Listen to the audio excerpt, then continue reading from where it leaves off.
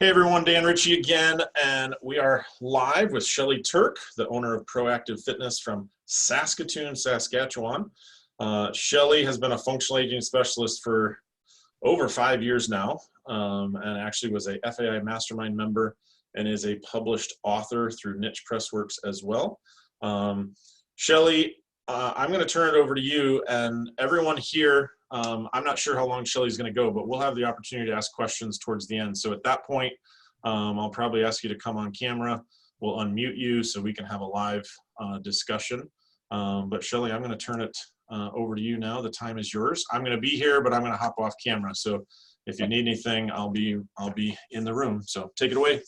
Excellent. Thank you, Dan. And thank you everybody for coming in here. I know you've got a lot of awesome speakers to choose from this morning. So I'm honored and humbled that you came to listen to me for about 45 minutes this morning. As we get started this morning, I want to ask everybody, have you ever had a job that you did not like? Perhaps you had to work with a bunch of negative people. Maybe the position didn't suit your personality. Maybe you weren't challenged. Anybody here ever have that experience? I can't see anybody, you're all off camera, but I'm going to assume there's one or two hands up there. Well, that was me. I spent 26 years of my life working as a medical cytotechnologist. Basically, I was a specialized lab tech, and I sat in a cubicle much like this one for 26 years of my life. Actually, this was my cubicle, my work home, for the last 13 years at City Hospital here in Saskatoon. And I would sit at this microscope on my work days and screen pap smears primarily, but other specimens as well, looking for abnormal cells. So I would sit there, look at thousands and thousands and thousands of cells, mark them with a marker, and then enter my results in the computer.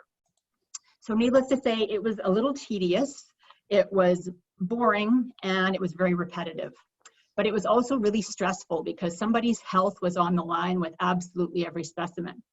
So if I made a mistake, there were some potentially very serious consequences. I did not love this job. After about the last 7 years, I was not into it at all. Luckily, I only had to do this half-time so that I had time to dedicate to my kids and also to pursue some other interests of mine. One of my other interests was weight training. I've been a gym rat since the age of 21, and I love my weight room. I got certified as a personal trainer in 2009, and I was lucky enough to get another part-time job at a local gym. So after a few years of working both here and at the gym, I began to wonder if personal training was maybe something that I could do full-time, and I started to dream. In 2012, I found a quote that resonated with me. I wrote it out and I put it up in my little cubicle.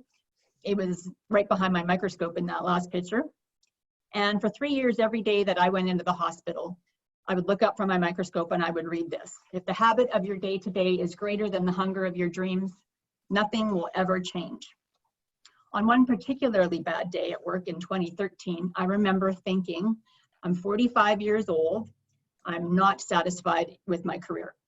I know I'm capable of much more and would probably be much happier training people full time. But is that realistic?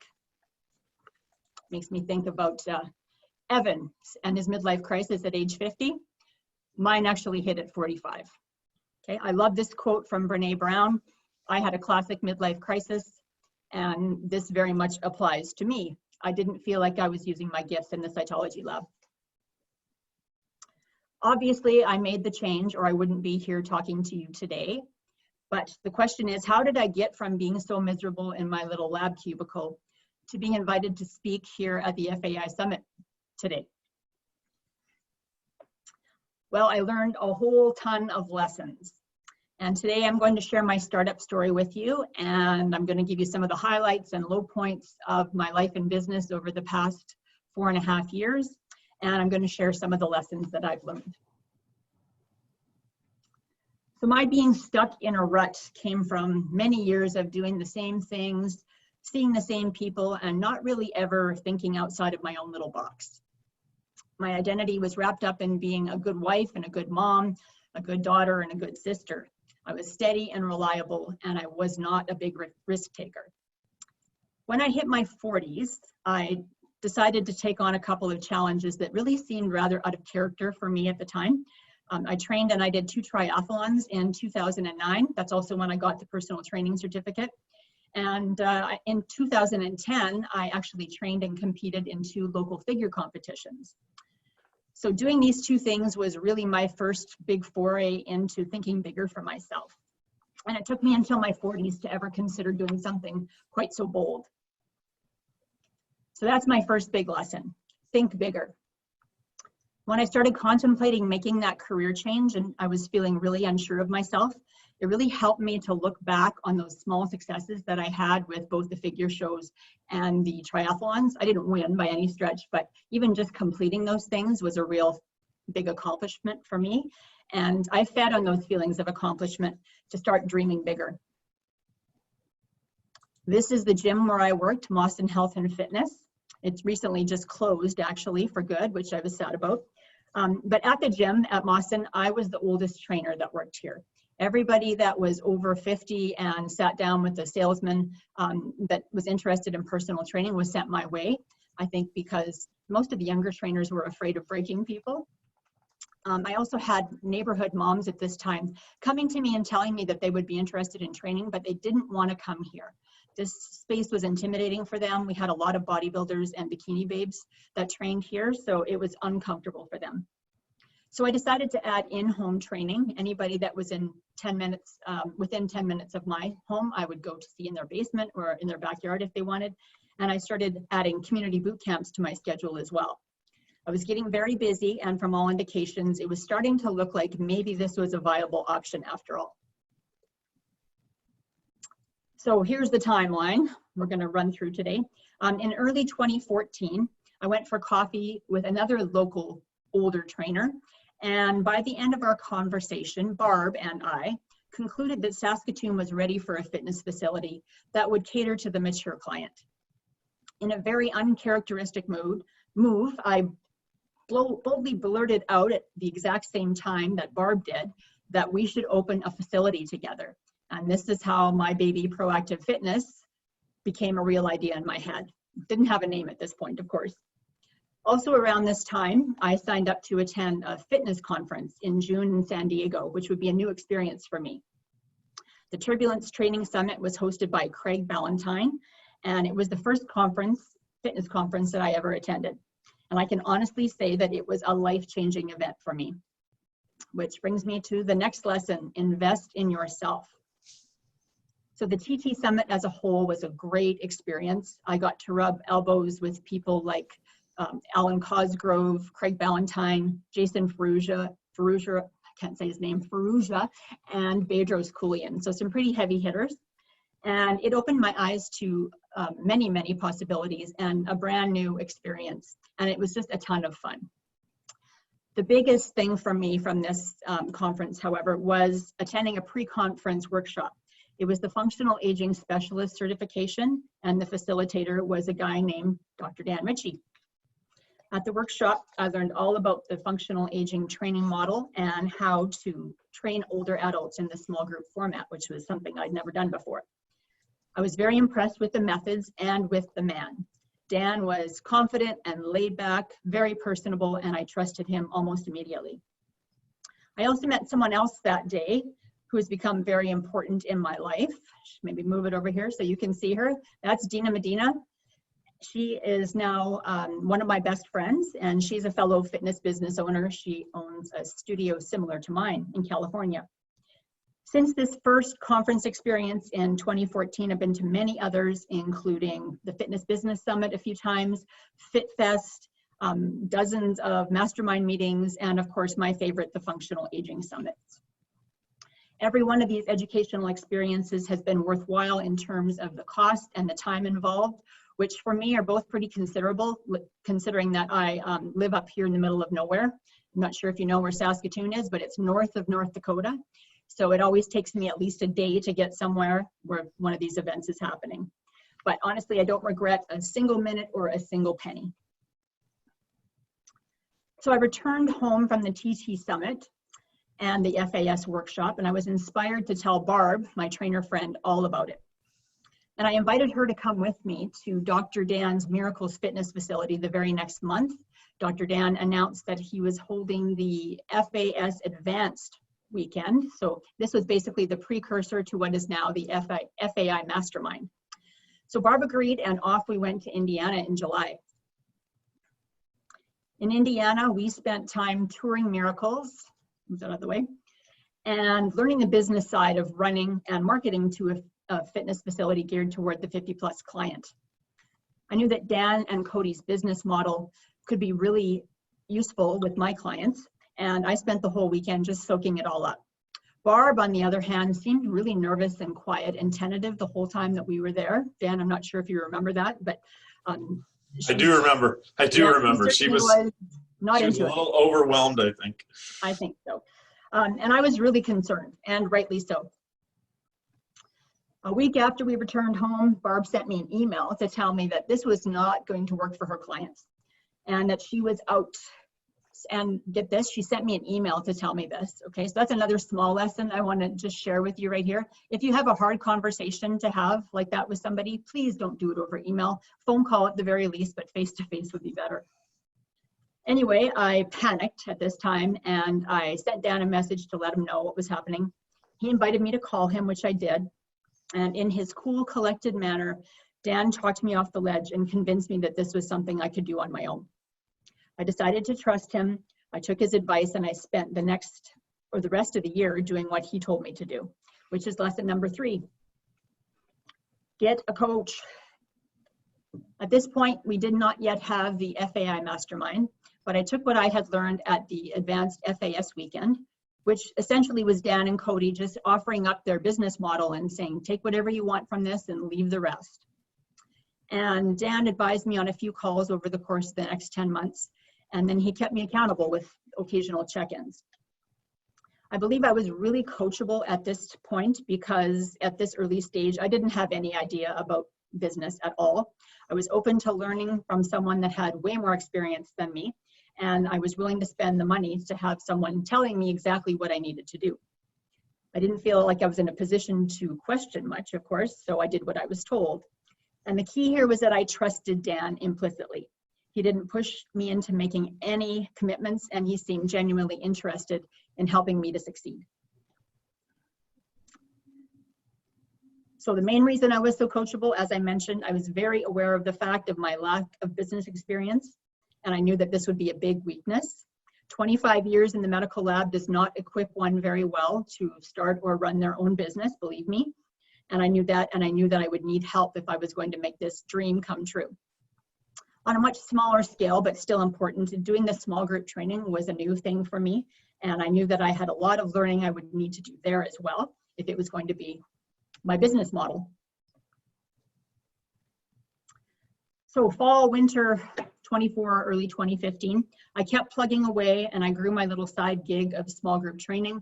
This is one of my first small groups that I was training at my the gym where I worked at Mawson. I rented studio time there. And then I continued seeing my private clients, I taught boot camp, and I was working at the lab. So it was a pretty busy time.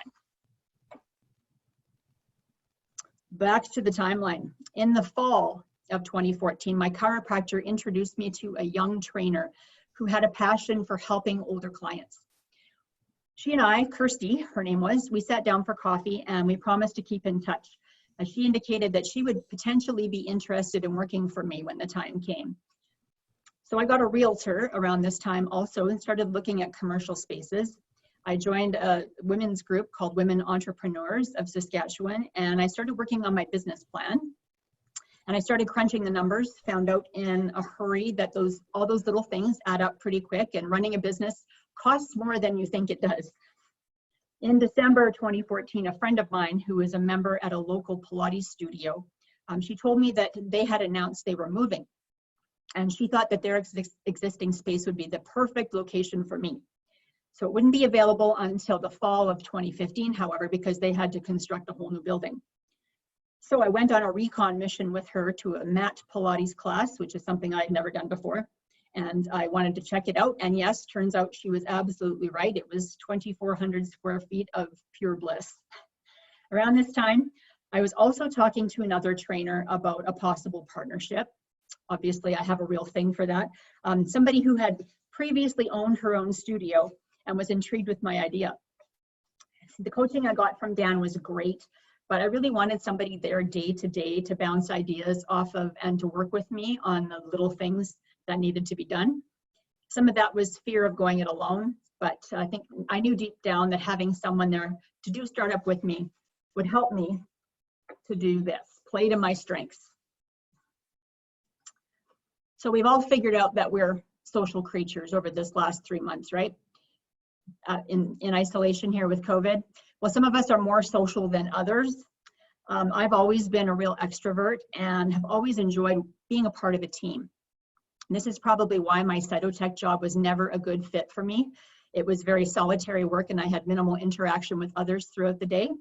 And this is probably also why doing the triathlons and the figure shows never really stuck either. I would much rather work and play as part of a team.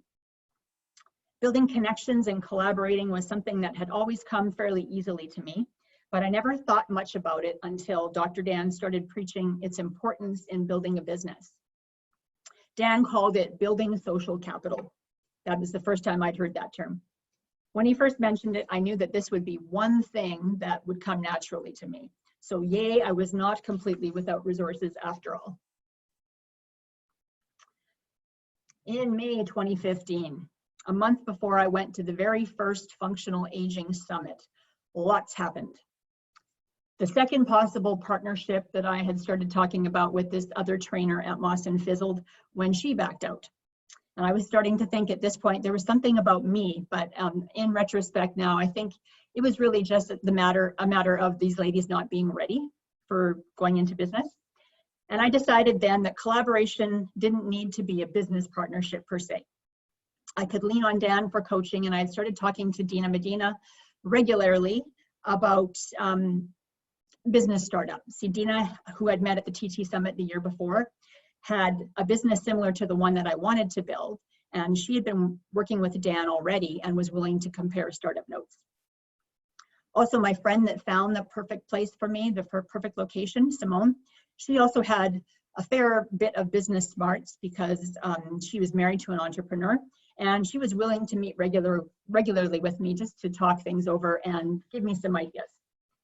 Another big happening in May 2015, right before the summit, I got word that my perfect space, the Pilates studio, was coming available. So I got my realtor to jump on it.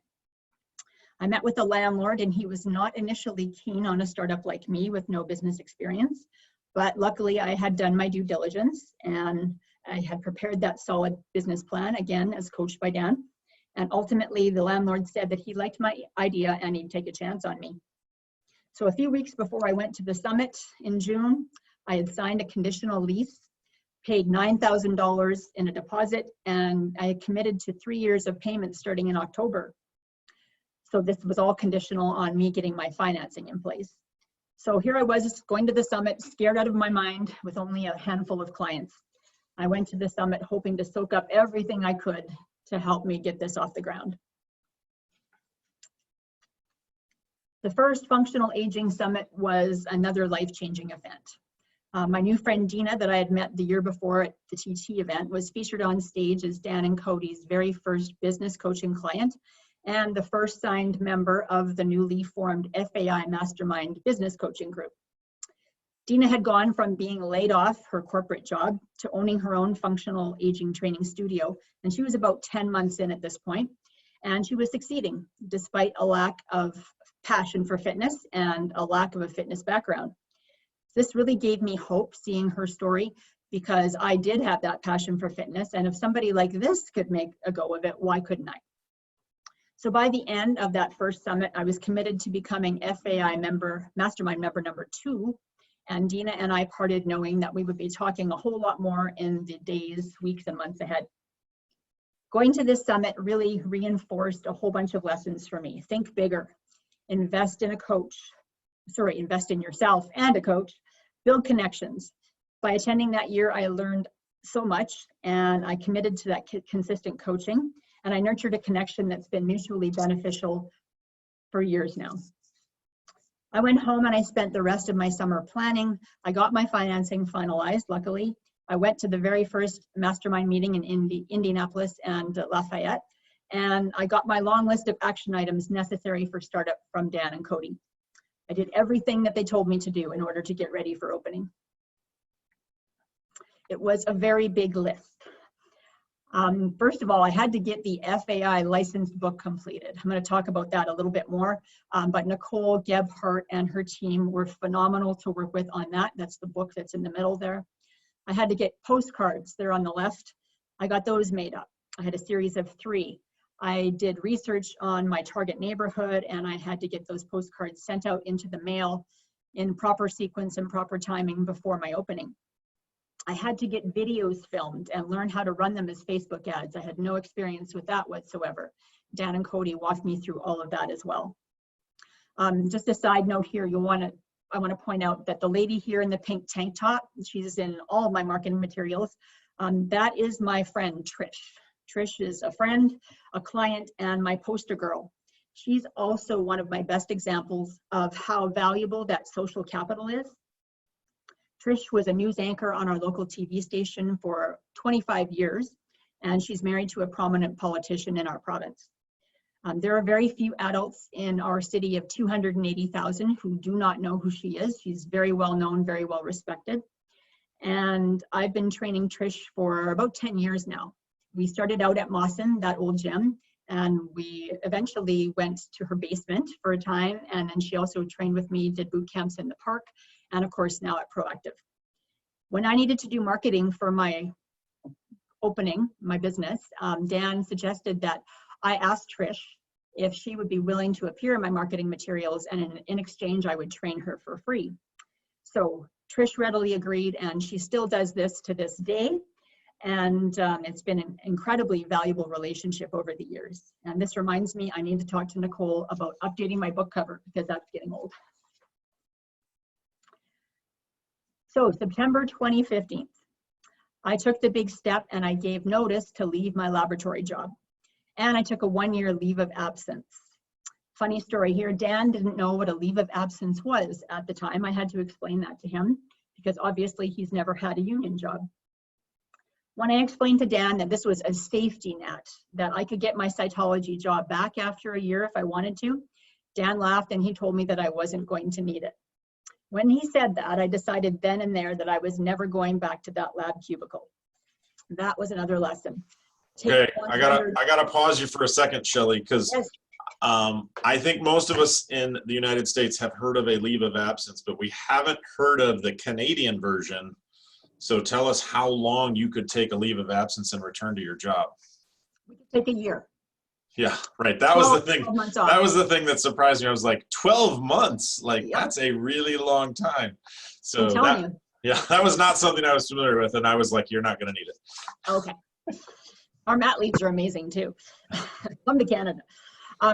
So I understood this 100% responsibility from the start. And I told myself, nobody's going to care about this as much as you do, no matter how much you pay them, no matter what.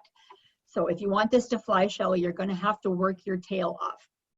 Luckily, I had the support of my hubby and my kids and coaches, Dan and Cody, and some very good friends, and I was willing to put the work in. So I got the keys to my place on October the 1st, and I had my open house planned and advertised for October 15th. I was very fortunate, as I mentioned, the space was almost perfect, practically turnkey, but we did have to paint and move equipment in. Painting 2,400 square feet is still a pretty big job though, and unfortunately my parents were moving at the same time. It was not great timing, and my sister was helping them. So I had to lean on clients and friends to help me out with this, and they came through for me big time in these 2 weeks. One client in particular, the lady on the far left there, Annie, designer and an artist. She helped me choose paint colors. She got me discounted paint and supplies. A whole bunch of clients donated things like decor items, mirrors and flowers and you name it, throw cushions. And they really helped me to make the space look warm and inviting. So we organized a few groups of painting bees and decorating, and we got this whole thing put together in about 4 days, which is really amazing. So social capital to the rescue again. And here's what it looked like when we were ready to open. October 15th, I opened the doors to Proactive Fitness. And I didn't start from zero, not exactly as indicated in the title. I actually had a handful of clients that came with me from the old place, Mawson. And between them and opening weekend and the postcard series that I sent out in the weeks prior to that, by the end of October, we had 28 clients signed up. With my very limited selling experience, Dan advised that I should give my prospects 2 weeks for free just to get them in the door and wow them with a great experience, which worked really, really well. Focusing on people, focusing on their needs, not their knees, knees when they're squatting though. Making them feel heard is a great selling tool, and I highly recommend it. Really, it was really just a matter of starting a relationship off on the right foot, coming with a giving hand, building trust and getting to know people. And again, this is something that I like to do. So of the 50 charter members that I signed up in those first 2 months, I still have 45 of them training with us today. So this slide, it just shows you two of the most significant happenings in the early months of my business. I mentioned these two ladies already. Kirsty is that sweet young trainer that I met through my chiropractor. She is one of the most caring people that I've ever met. This girl loves people. She loves our clients. She has a real passion for training the older adult. She is currently still working with me. She's full-time now, and she's very committed to the business and to all of our members. On the right, this is my friend Simone, the one that had found the perfect space.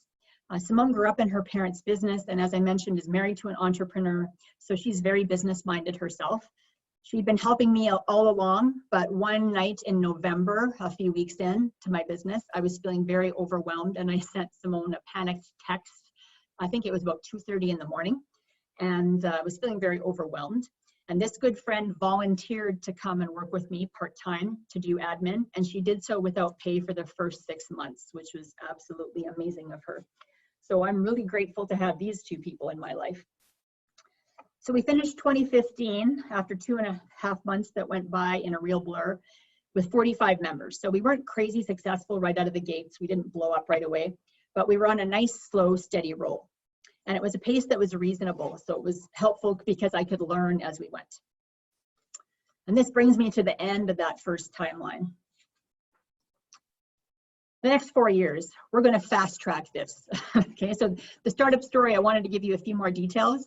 The next few years, we're just going to hit the highlights. We don't have time to go through it all, and frankly, I don't want to bore you to death. So 2016. Some of the key points from that first full year in business. We started doing 6-week challenges. I'm sure you guys are all familiar with those as a way to get people into a facility. And it's tried and true. It works really well. We established our challenges 3 times a year, and we still do it with that frequency, but we've evolved how we run them over time, making them a lot easier, a lot more streamlined. These have proven also to be great community builders with our members, so highly recommend those. In March, I attended my first fitness business summit and brought Simone along with me. And in the excitement of it all, I remember Simone was ready to buy a Fit Body Bootcamp franchise from Bedros. The guy is an awesome salesman. But I talked her out of that, and we actually briefly considered her coming on as my partner. But after a few months, we decided that wasn't the best idea either. In our marketing, this is something I really want to emphasize. We started using the FAI licensed book that I got through Nicole and Niche Pressworks. Mine is called Younger Longer. I started using that to full advantage finally by pointing out the promo in the back of the book. For all these first few months of startup, I wasn't doing that. I was offering the 2 weeks free, but I had that promo built into the back of my book for 3 weeks on a front end offer for 99 bucks. I started pointing that out to people, and it was amazing how well that worked. Around this point, I also started booking some public speaking engagements around town in my community, and I would give out books at those events. And I'm telling you, that is a brilliant way to market yourself. You establish credibility as an author, and it's a super marketing tool. People don't throw those out like they would a business card. So highly recommend the FAI licensed book for everyone. In early 2016, Dan asked me to speak at the June summit that year. That was the second summit. And he wanted me to tell my startup story, which is essentially what you've heard up to this point in my talk today. In September, 1 year after leaving the lab, I gave my formal resignation. I declined to fall back into that safety net. So that was a pretty big deal for me. And Dan, you were pretty happy to say, I told you so, right? In the fall, I also joined a local networking group. It's very similar to BNI, it's called MNG. And this has proven to be a great way of making more connections in my local community. And I still belong to that to this day. I have, I think, 4 or 5 members from my MNG group that are signed on as members, and they send people my way all the time. So that's another really good tip that I got from Dan to join a group like that. I hired 3 contractor trainers over the course of that year. Another one was added after this photo. I started doing less training myself, and I hired people that had more experience and more expertise in training older clients. In fact, most of my trainers have come from a city program that's run out of a leisure facility here. It's called the First Step Program, and it's for people with chronic disease. And I've hired 4 of my trainers from that program. Some of them still actually work there part-time. And many of the participants that graduate from that program have gone on to become members here at Proactive. So that's been a great resource. We also branched out with our programming somewhat this year, or in 2016. We started offering TRX only, or suspension training classes. We've since replaced TRX with anchor point training, and I like that equipment better than TRX. So shout out to Chris Devers and his great stuff. And we split up our small groups into different levels. So we were now offering beginner, intermediate, and advanced sessions. Hey, Shelley, yeah. Shelley, can you just explain the MNG? I think you said it's like BNI, but people don't know what BNI is. Can you just explain what it is? Sure. So BNI is Business Networking International. It's a big company, and they have chapters in many cities worldwide. And what it is, it's local business owners who come together with the sole purpose of helping each other to get more business. So they create a network of experts and professionals in their local community, and the idea is to refer one another to people in your own network. So I've got clients coming to me from my electrician, the renovator, the real estate broker. Everybody, we all help each other get business for one another. So we carry each other's business cards, and we do one-on-one meetings. We meet weekly, and we bounce ideas off of each other. It's a really, really good resource, and it's a way to get better known and established in the community as a business owner yourself. So I had no experience in business. All the people I knew were nurses and teachers and lab techs. So this was a really good way for me to go meet new business owners. Okay, so the end of the year, we had 100 members, and that was a huge milestone for us. Moving on to 2017, I took the Open the Door to Tai Chi certification that was offered by Diane Bailey. She's speaking here this weekend too, I believe. She was a fellow mastermind member in the FAI group, and she got me interested in Tai Chi. I started offering classes in my studio in August of that year. Tai Chi has been awesome for me personally, and I still enjoy teaching these classes 4 times a week here. I find Tai Chi to be a great complement to the small group training that we offer, and it's a really good introduction to people who might not otherwise be interested in what we have to offer here. They're not into the functional training, but it's a really good way to get them in the door with some nice gentle exercise. In June 2017, right after the summit, I made the hard decision to leave the FAI Mastermind in an effort to save money. This probably wasn't my smartest move, and I ended up joining another slightly less expensive group that focused on systems, which I didn't need at the time.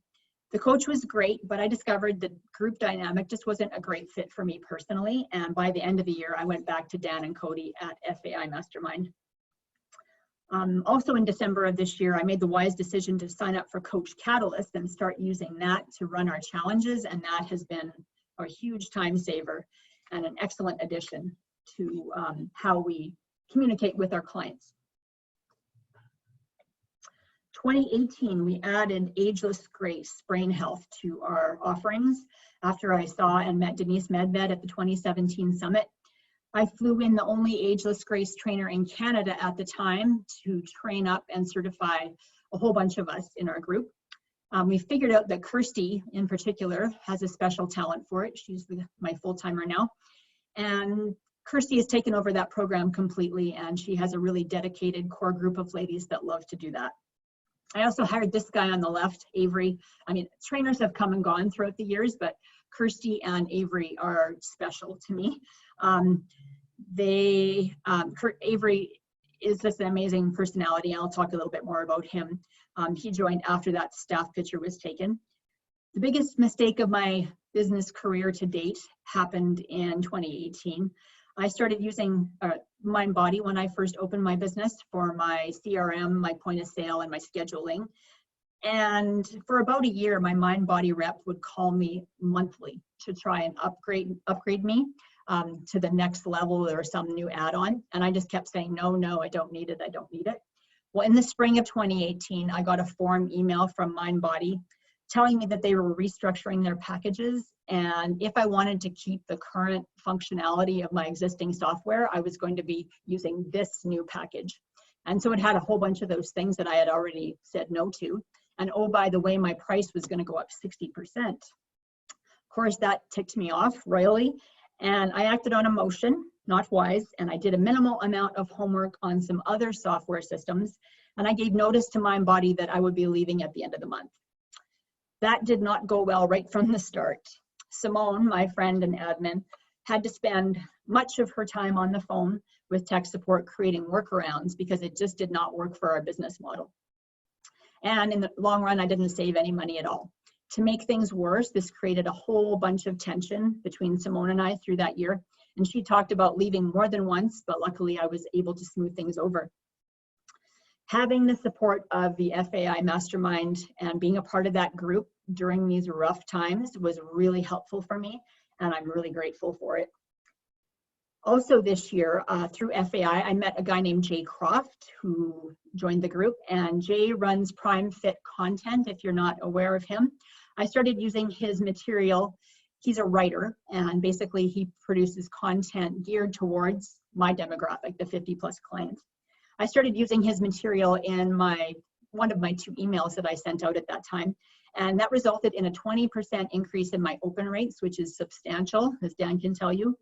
And now the stuff that I send out is more relevant to the target demographic that I'm hoping to reach. Prime Fit saves me a ton of time and energy because I don't have to write that stuff myself. So by the end of 2018, we had 150 members. And frankly, I think we could have done better that year had I not made that huge mistake in switching software, but we're still in a pretty good place. Moving on to 2019, we started the year by acquiring some additional studio space. I'm actually sitting in there right now. It was across the hall from our original studio. So we renovated 900 extra square feet, and now we have room to train private clients at the same time when small groups are busy in the main studio. And I have this nice cushy little office back here too, where I can have quiet time and get things done, which is great. In May, I followed in the footsteps of my friend Dina, and we got our trainers certified in the SMART group training method. We implemented this with our clients last fall, and it was a pretty big change for everybody, but I think it's going rather well. Kind of got kibosh since COVID happened, but we're anxious to get everybody back in here and rescreened again. In case you're not familiar with SMART group training, it's basically the FMS, the functional movement screen, so maybe you're familiar with that. The functional movement screen is a standardized process for screening clients and developed by a physiotherapist named Gray Cook. I wanted to do it because it allows us to personalize our group training sessions even more, which is important to me. So last summer, after 12 months of struggling with that new software, which shall not be named, we decided to end our misery and pull the plug and go back to MindBody. For a split second, I considered trying out another software system, but I realized that would probably be foolish and would irritate clients and Simone even more. So we just went back to what we knew. Also around the same time, I decided I was going to leave FAI Mastermind for the second time. So I called Dan in August and I let him know that I was planning to leave. And Dan told me that he figured he could teach a new business owner everything he had to offer in about 2.5 years. And at this point, I'd been with him for over 3. So I was sad, but I was comfortable in my decision. I know about myself, though, that I cannot do without a coach, not well. And I joined one of Pat Rigsby's coaching groups, and that's been very good move for me and my business. And in mid-December, just 6 months ago, Simone, who had been with me since the very beginning, she had originally signed up to be with me temporarily, and remember, volunteered for the first 6 months. She announced after 4 years that she was done on the front desk, didn't want to do it anymore, and she wanted to step back from her admin position.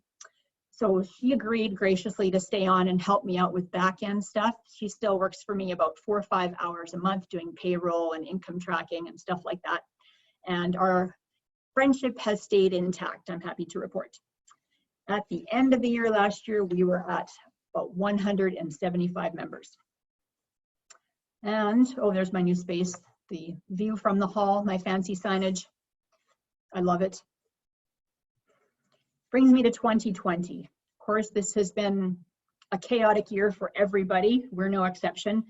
We've seen some pretty big changes. Just before the turn of the new year, I signed up with a new automated text and referral generating system called Referizer. And the idea was that my admin was going to handle most of that. And then, of course, Simone quit, and I had to put that on hold. And I went through a really thorough process of hiring my new admin, which I'm thankful I did. And I hired Lee here at the beginning of February, I believe, maybe mid-February. And I had to get her trained up. So that took a good 8 weeks. So she was just about ready to get going. I was going to throw the Referizer stuff at her. And then, of course, COVID hit. So we have more important things to do, obviously. And obstacles just kept popping up with getting started with that program. So I just decided I was going to pull the plug on that as well. So that's done. And when the pandemic lockdown was announced, I was really grateful for the addition of Lee at this point. She's been amazing because she has great social media skills and has really upped our presence online. So my timing in hiring her was very fortuitous because we've had to do a lot online since COVID hit. So really grateful for that. And thanks to the great staff, when the COVID pandemic hit and lockdown was forced upon us, we were able to get 100% up and running virtually the very next day. So now we're getting ready to reopen our doors. We are allowed to open on the 8th, on Monday, but because of this today and this weekend, we're deciding to put that off until the 15th, but we are very busy right now. Oh, I should also mention a challenge that we ran when COVID started. I mentioned Coach Catalyst before. Coach Catalyst, with an idea that came actually from Matt Benby, who used to be an FAI mastermind member, did a challenge called Stronger You. We changed the name to Stronger YXC, and we used all the content that is in Coach Catalyst for that particular program. And we started this challenge, Stronger YXC, with the aim of helping out the local business, small business community. So we had participants sign on for a minimum $20 donation, and then we used all the donations that we got, and we purchased gift cards for local businesses that were hurting. We have an esthetician across the hall from us here. I've got a friend that's a hairstylist and a single mom, and I know some restaurants that I really love and I want to see them succeed. So we bought gift cards for all these local businesses, and the idea was everyone who finished the challenge and did their daily check-ins would get back their donation in a gift card from a local business. So we ended up raising $6,500 for local businesses, and it went really well. And we're awfully proud of that. And thanks to Coach Catalyst, we were able to pull that one off. And lastly, let's see, Avery. I hired Avery. I just signed him on as an employee. So he's been a trainer, contractor with me for the last 2 years, but he's signed on to become an employee. He's currently 3/4 time, and he's going to be full-time before I know it, I'm sure. I just want to show you what a session looks like in action. Chest tall, core strong, stabilize the shoulders, stabilize hips. Check in here, make sure nothing's leaning to one side. We're almost there. Heel for 5, 4, 3, 2, 1, and Oh, I cut him off. Oops, how do I get out of here now? Recap. Okay, so that's Avery, very high energy. People love him. and I'm really glad to have him on board. So recap of the important lessons learned. Now you've got the Coles Notes version of my business path up to this point, and I mentioned some of the important lessons that I learned during startup. I just want to recap those and then mention a few of the others that have come in the 4.5 years since. Number one, think bigger. If you're considering starting a business like this, know that you have to think bigger for yourself and for your community. There are so many people out there who need our help, and you could be the person to change somebody's life. So don't minimize that. Know that somebody with less talent and more obstacles is probably out there already doing what you want to do. If you're scared, know that's normal. Get comfortable being uncomfortable. That's how we grow. And again, bootstrap your momentum. You've done big things before. Take a look back at those things and use that as fuel to motivate yourself. Number two, invest in yourself. Attending conferences and mastermind meetings has enabled me to learn so much, to meet new people and forge connections and alliances that have resulted in great personal and business growth. Reading books, listening to podcasts, and participating in webinars is great, and right now it's our only option, but as soon as we're able, I really encourage you to get out there and go to an in-person event. Hopefully the FAI Summit is live next year. It's amazing. And you want to hang out with like-minded people and be around all that positive energy. Number three, get a coach. This is really part two of that last slide, investing in yourself, but it's one of the most important points that I want to make. Trying to go it alone is a recipe for frustration and unnecessary struggle. Excuse me. Find someone that you trust with a proven track record and learn from their expertise and experience. The grief you save yourself is well worth the investment. You'll have somebody to help you plan, focus on what's necessary, and they'll get you to where you want to go by keeping you accountable. They'll also be able to connect you to their network and provide you with resources to make your life much easier. And if you think about this, it's really the same thing that we preach to our clients, right? You're going to get better, faster results with a coach. Know your weaknesses. This will help you to identify where you need help. In my first year, I remember another business owner telling me that I really should do a bookkeeping course so that I could learn how to do my own books and save myself some money. I thought this was the dumbest idea I'd ever heard. Sure, I need to know my numbers, and I sit down with my bookkeeper regularly to make sure I'm in the loop, but it would take me days to do what it takes her just a few hours to do. Also, I'll readily admit that I'm not as good at training older, frailer clients as my trainers are. I've hired experts in training those folks, trainers with more education and more experience than I have. I can pinch hit when necessary, but they do the bulk of it. And I know now I really want to up my game. You know, I'm not confident. I'm kind of like Jackie Backmeyer, not real confident about myself in that way. I need to go and take Evan's course. I need to go and join that Age Well Collective and up my game there so I can be better at it. But still, my trainers who are more experienced are going to do the bulk of that. Know your weakness. Number 5, play to your strengths. Now that I'm not training so much, I'm connecting with members and prospects through my email marketing, my networking in the community, doing video. I'm getting people in the door and getting them to come back. That's my strength. That's what I'm good at. Delivering a quality experience for my team and my members, and I work on that daily. I also stress this to the trainers that work for me. Everybody has their specialty. Rebecca is a newly certified brain health trainer, so she's going to be instrumental in helping us to incorporate that into our training. Shannon focuses on balance and chair-based stuff. Avery's all about educating our members in movement quality and doing primal movement, and he loves to train those higher level groups.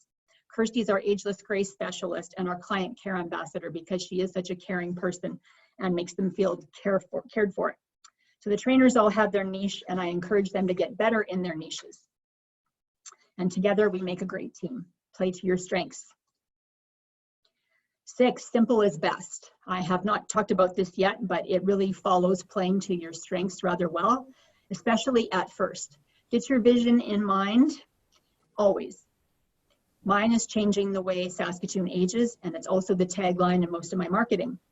Again, I learned this from Dan, and I hear my new business coach talk about it all the time. Specialize rather than try to do a whole bunch of things. It's a different way of saying play to your strengths.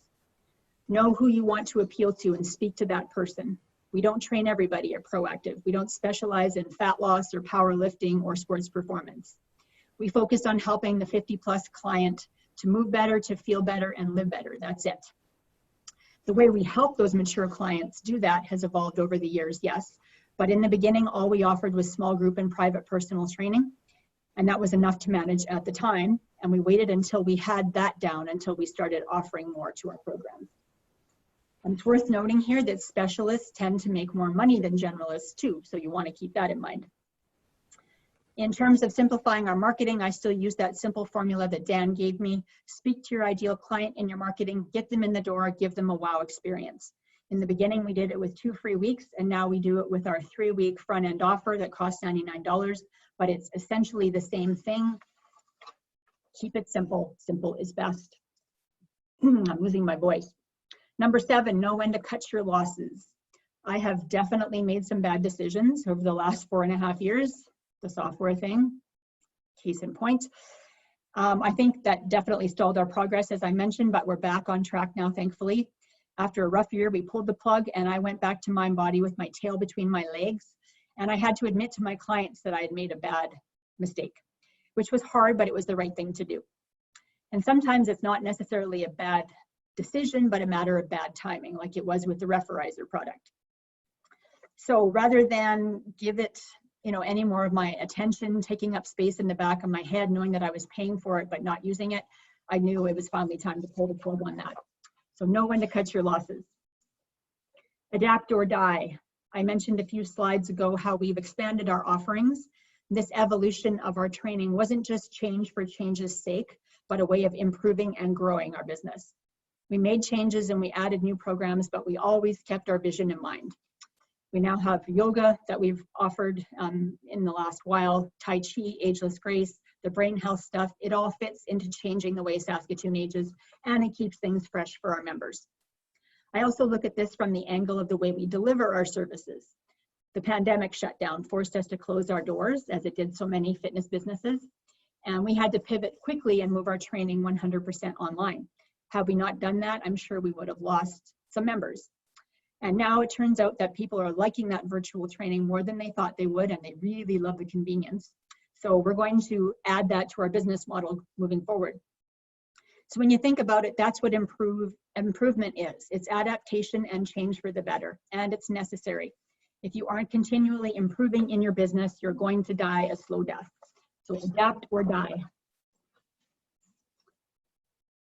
Number 9, build relationships. I've mentioned that social capital several times already, but here it is said another way. Your network is your net worth. Dan taught me that. You'll do better at business and be happier in life if you make meaningful connections with people. It's obvious, but it's important.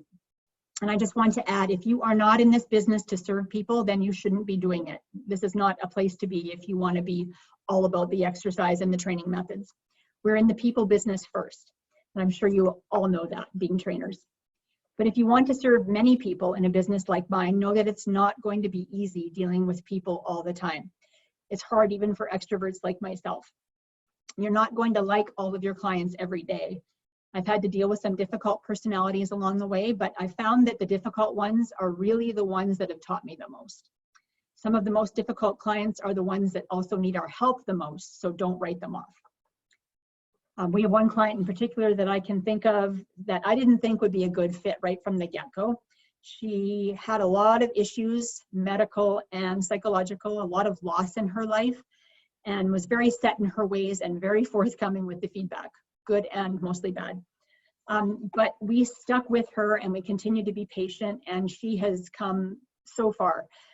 She's shown steady improvement in her health and her mindset.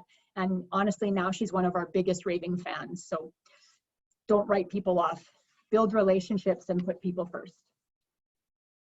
Here are some of the awesome people that I've had the pleasure of working with over the last few years. A couple are missing because they're camera shy.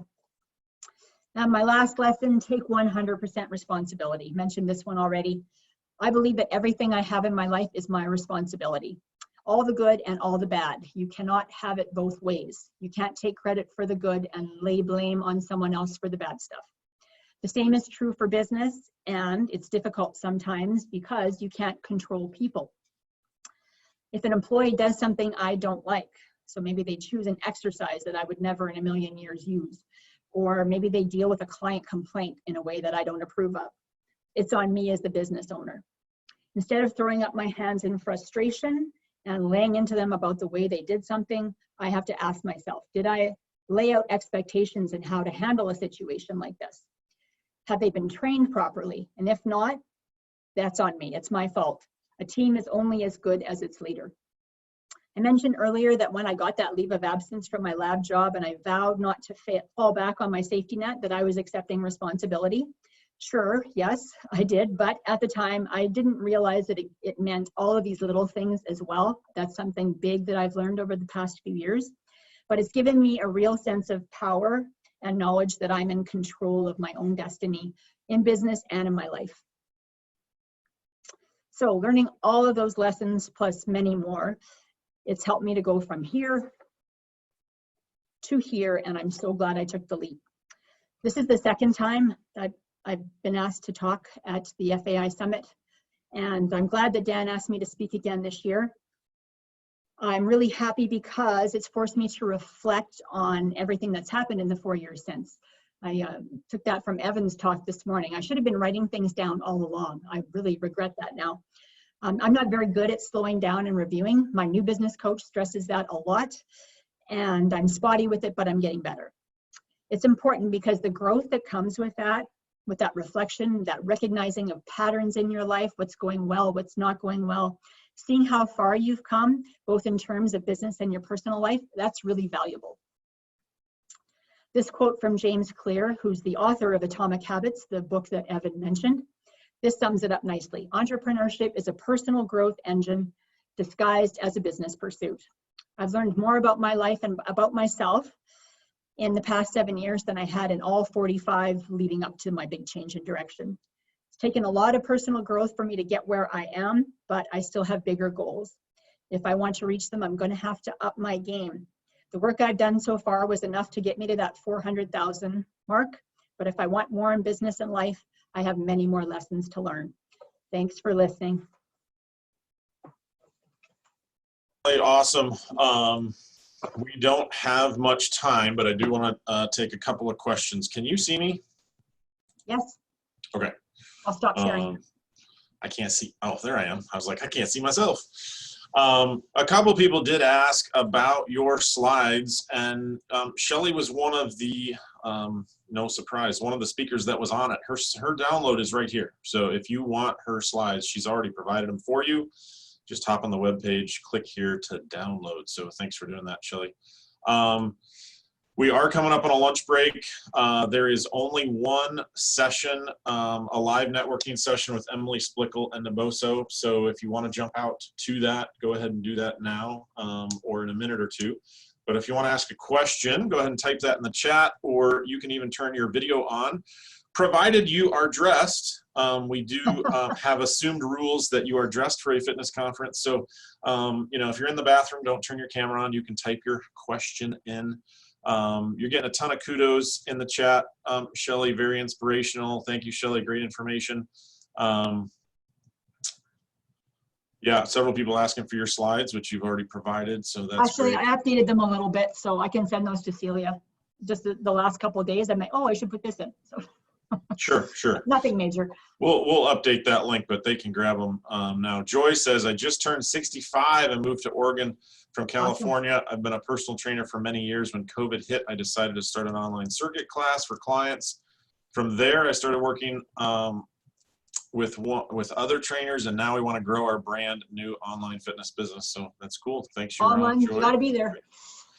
Jan Kemp, congratulations on all your success, Shelley. We met at the FAI Specialist Certification Weekend in West Lafayette many years ago. I think that was cool. like, hi, Jan, I remember you. That was like 2015 or something. That was quite a while ago. So, Nicole Gephardt, I love your honesty about what didn't work. Many of us have made wrong decisions. Software changing is a big one. Oh, God, don't change software. Davina, thank you. As a scientist who moved into personal training 4 years ago, this is inspiring. Bravo, Shelley. Well done, fellow Canadian. Somebody asked about the book. If you're curious about the book, talk to Nicole, who's on here. She's amazing. Oh, I missed that question. Oh, yeah, Pam, can you talk just a bit more about writing, authoring? You mentioned Nicole Gephardt, Niche Pressworks, is on the virtual expo. Pam, you probably should check out their site. And Nicole is speaking tomorrow live. And Nicole is the publisher that FAI works with that published Shelley's book, which I used to have sitting right here. I used to too. Here it is, right there. That's the book. Younger, longer, and she put the right person on the cover because that person's well known, right? So you put a person, yeah, you put a person of authority and credibility and local likability, and that helps, right? Because you know, if they don't know who you are, it doesn't matter that you're on the cover, but if they know who the person on the cover is, that's super helpful. So yeah, the book's a great tool. All right, I'm not seeing any other questions. I think people do want to get to their lunch break. Again, there's a live Q&A networking lunch, so if you want to hang out with folks, hop on over to that room. It's a different Zoom room. You have to go back to the main web page. Shelley, thanks so much for your time. Dolly, do you have a question? Dolly's jumped on video here. Do you want me to? There she is. Hey, Dolly. No, I just wanted you to see me today. Okay. Thanks for coming. What time is it where you are, Dolly? It must be 9:30, time for second breakfast. Liz. Yes, Liz. because you get us up nice and early. So this is the, yeah. You got an early afternoon though, so Blake, this is very reassuring. My partner and I just launched out online fitness studio the day our shelter-in-place order started. Judy, great role model of change. Thank you for sharing. Judy is also in Canada, looks like. Nicole, do you have a comment or a question? Oh, kitty. Can't hear you. It's odd time, Dan. Look at me. Can't hear you, Nicole, but I'm sure what you're saying is brilliant. Let's try that again. There we go. Just saying that we love Shelley. Shelley was one of our very first published authors, and she used the book. Great success story. I think After a few months, I used the book properly. Yeah. Well, I think your first year you did over $100,000 in signed contracts. Right? Yeah, I should have mentioned that. Yeah. Right I still have ladies coming from that original speaking gig that I did, the quilters, Dan, remember? And I gave out that book left and right. I had a lady come to me about 3 months ago now and say she was at that and she brought the book in hand. And that was over 3 years ago.